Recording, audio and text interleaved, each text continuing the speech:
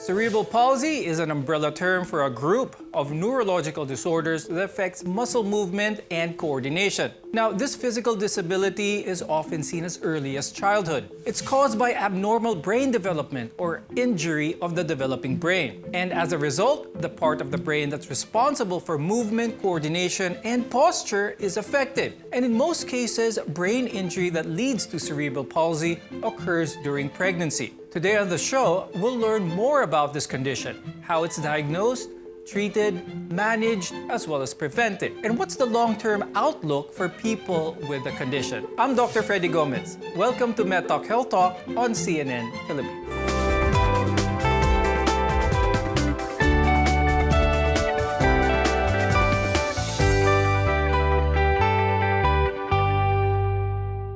Cerebral palsy is the most common motor disability in childhood. And as the name implies, cerebral means your brain, and palsy means a weakness or maybe a problem using your muscle. Based on recent studies, though, an estimated 17 million people in the world are affected by cerebral palsy. Our guests are here today to help us better understand this condition. With us is Dr. Ludela Calotes Castillo. She's a pediatric neurologist and neuromuscular specialist from the University of the Philippines General Hospital and Manila Medical Center. Also with us is Dr. Teresita Joy Evangelista, who is the head of Rehabilitation Medicine Division at the Philippine Children's Medical Center. Cerebral palsy. Now, except for its mildest form, cerebral palsy can be evident in the first around 12 to 18 months of a child's life. And signs and symptoms can vary from one child to the next, and they can range from mild to severe. They can also become more apparent over time and based on the type of CP that the child has. Now, the most common type of cerebral palsy is the spastic type. It affects approximately 80% of patients. Now, my first question is para kay Doc Ludi. Could you tell us more about this more common type or most common type of cerebral palsy? Usually po, we notice them that they're stiffer than usual. And that with that stiffness in their limbs, they can have really difficulty early on with their motor development. Nahihirapan silang mag-roll, minsan umupo, maglakad. At ito sila, kadalasan din, lalo na pag ang stiffness ay buong katawan, nagkakaroon din sila ng ibang comorbidities katulad ng seizures or learning disability. Dr. Ludi, you bring up a good point because I'd like to ask, aside from nahihirapan mag-roll or nahihirapan maglakad, ano pa ba yung ibang mga basic challenges ng mga patients with spastic CP? Unlike sa isang normal infant growing towards the first 2 years of life, for example, maraming challenges pwedeng mangyayari sa isang bata na may CP. Aside from movement, they can also have learning problems. Kasama dito yung speech delay because sometimes ang iba sa kanila may hearing problem as well. And some will also have difficulty po with vision. Mobility issues are certainly one of the most common problems. So something as simple like what you said as walking or crawling out of bed can be very difficult. And in some cases, a child with CP can experience pain. So let's explain that a little bit. Dr. Joy, bakit kaya nangyayari ito? We sort of measure the children with CP versus that schedule or what we call the developmental milestones. We check if they are delayed in the different aspects of development. From gross motor, yan na nga yung sitting, standing, walking. Fine motor is the use of the hands. And also, as mentioned, speech and language, and also self-help skills. They can develop spasticity, which is actually very common in these children. About 60% of them have spastic muscles. Spastic muscles, most people don't realize, are also painful muscles. Because kung you try to stretch the muscle, pag pinilit mo siyang stretch, it becomes painful, so that the child will wince or iiyak siya when you try to stretch a painful muscle. That's why you should also address spasticity. Dr. Joy, talk to us about the way that you assess a child for therapy, a child with CP for therapy. The team is composed of the doctor and the different therapists. The physical therapist usually takes care of or focuses on the gross motor abilities of the child, and the occupational therapist focuses more on the fine motor skills and the self-help skills of the child. So, tulong-tulong yung buong team in helping the child achieve yung mga milestones which are expected for that age. And Okay. it is through play para siya ay encouraged to come for therapy. It is in the form of play. Kaya ang tawag sa kanya, play therapy. And the evaluation is always individualized. The doctor makes the evaluation and also the therapist make their evaluation.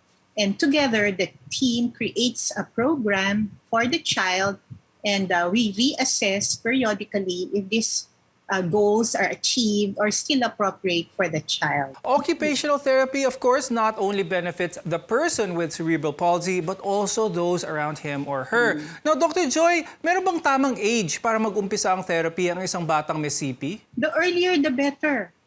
If you suspect that there is some problems or delays in the child, please bring the child right away to the doctor, pediatric centers for assessment and evaluation. Some children with cerebral palsy also have problems controlling the muscles in their face, their tongue, their jaw, as well as their chest. And that affects their speech, among other things.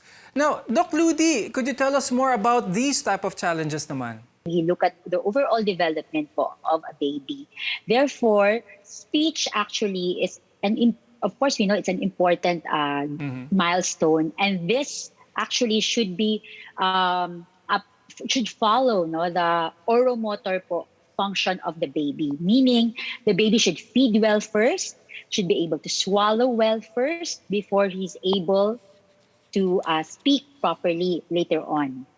Okay, so this should be actually picked up early. The difficulty should be picked up early so that there would be more chance of recovery later on. Now, Dr. Joy, given these speech problems, what type of therapy or support is available for children with CP here in our country? We have very good pediatric centers all over the Philippines, and the training centers are also very good. Sabi ko nga sa mga patients though, and the parents rather, that maraming karpintero, pero hahanapin mo yung karpintero na magaling dito sa bata. So please look for the centers who are very good for children. Now, there are also those with cerebral palsy who suffer from neurological problems. Doc Ludi, can you help explain what these are naman and why they happen? Cerebral palsy, as you said, a group siya of disorder because the brain experiences an injury or an insult early when the time that the brain is still developing. So therefore, any cause po, whether nagkaroon ng early infection ang baby, or there was an infection in the mom's womb, or there was a problem po sa oxygen, nagkaroon ng problem with birth.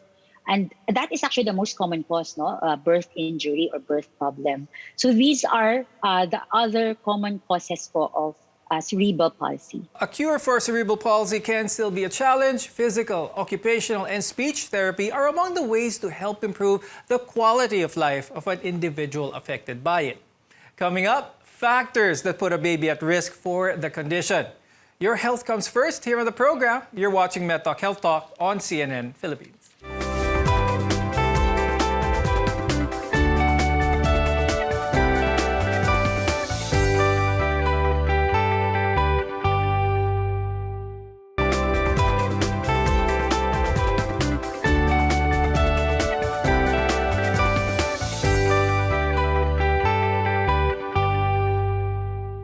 We're your partner in healthcare on MedTalk Health Talk. I'm Dr. Freddy Gomez. There are certain factors that put babies at risk for cerebral palsy. Doc Joy, we want to begin with one of the more common risk factors is that of low birth and low birth weight. Now, what's the science behind these two factors? Okay, so it's very important that the mother stays healthy during her pregnancy. So she should go for regular prenatal checkups so that the obstetrician can monitor her weight and the child's weight and her condition and the child's condition. And then during delivery, it should be assisted by competent professionals. And then after delivery, you can still have cerebral palsy, but there should be an anticipatory reaction to any problem or little observations that may be seen in the child, which appears to be not expected in the child. Doc Ludi, when it comes to the risk factors, are there ways na yung mga mommies will be able to prevent this? To make sure that the brain of their baby suffers the least amount of risk of brain injury as possible? Pinakamahalaga po na period is the first 1,000 days of life. Actually, that includes po yung pagkabuntis. Kasama na doon day 0, day 1 po yun. No? So after birth, there are a lot of things po that we can do no, to prevent brain injury and possibly cerebral palsy as well. So ano po yun? To keep baby healthy. That's the general overview po. Tamang sustansya, magpabakuna on time, optimize babies safe play na hindi po magkaroon ng head trauma, hindi mahulog, or any form of injury. RH incompatibility is also a risk factor for cerebral palsy. Now, for our viewers, RH incompatibility occurs when a mother's blood type is incompatible with her baby's blood type. Dr. Ludi, pag-usapan naman natin yon. Is that a strong risk factor for cerebral palsy? It can be a risk factor, no? It can be a risk factor, but with good prenatal care, the OB team can actually, the OB and the pedia can actually help reduce the risks to babies' health as well. No? So it's not actually the most common cause. Ang most common cause is difficulty in delivery. No? Yung nawala ng oxygen at saka blood sa baby's brain. But it can be po a cause. Could you talk about some of the illnesses that a mother can have during her pregnancy that can affect or that can influence a child having a CP? Si mommy can also be infected early on, no, in the during the pregnancy. So with viruses such as yung tinatawag naming torch. So yun yung may toxoplasma, rubella, yung beke, mumps, chickenpox, at saka measles. Kadalasan po sa kanila ay preventable, no? Magpapabakuna si mommy, hindi po nakakatakot or hindi po yun contraindicated na magpapakuna during or before po pregnancy for MMR and then flu, even flu, no, vaccine during pregnancy. So yun po ang isang step na pwedeng ma-prevent ang isang infectious or like a viral infection in the brain that can cause cerebral palsy. When we return, devices, medicines, and other possible treatments for cerebral palsy. We care for the growing needs of our community. You're watching MedTalk Health Talk. Keep it here on CNN Philippines.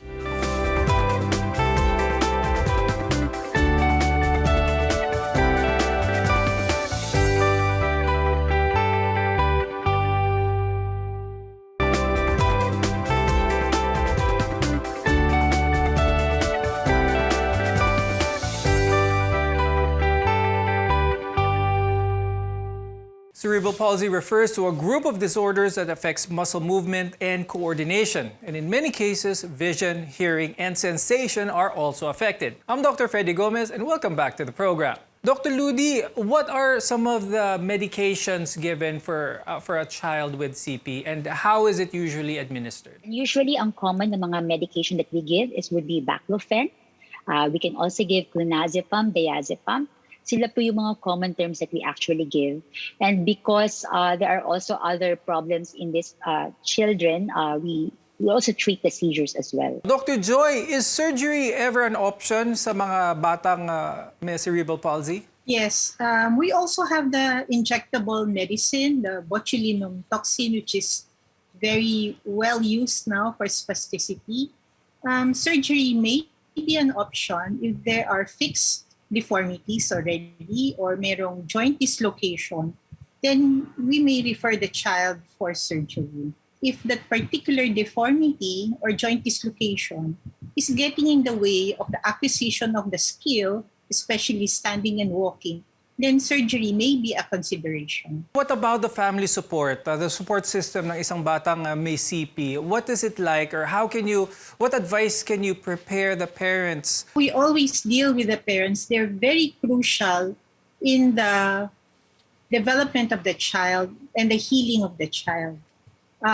We always say that the child does not know no, that he is not normal. So treat them as normal as you can. Now, Doc Ludi, speaking of limitations as well, what type of physical activity can a child with CP engage in safely? Of course, every parent wants their child to be able to play with other children as well, but we have to set some limitations or realizations para sa mga parents. It depends on the degree of brain insult or even the severity, no, of cerebral palsy sa simptomas nila. Kung minsan po, isang kamay lang, isang side lang po ang disability.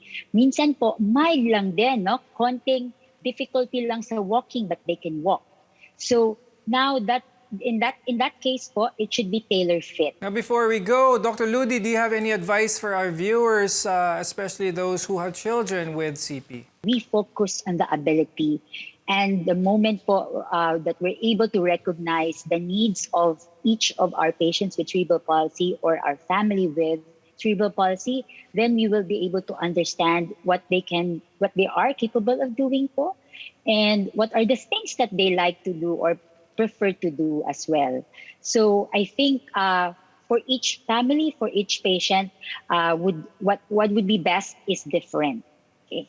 Okay. So it should be tailor-fit. Yes, I agree. And Dr. Joy, if there were 3 things that our viewers would take away from this episode on cerebral palsy, what would it be? Well, number 1, don't lose hope. Okay? And I have actually 2 students. No, ma'am, do you know that I have cerebral palsy? One is a dentist and one is a doctor. So now they're dentists and doctors. So they were able to achieve very high functions despite cerebral palsy. Okay, so these children are blessings. We need the parents to support them, the whole family actually to support them. And as mentioned, that there is hope for them to lead very full and functional lives. Now, cerebral palsy affects each person in a different way. Families will have different experiences, but whether the case is mild or severe, there are a number of ways that parents especially can help their child achieve their best.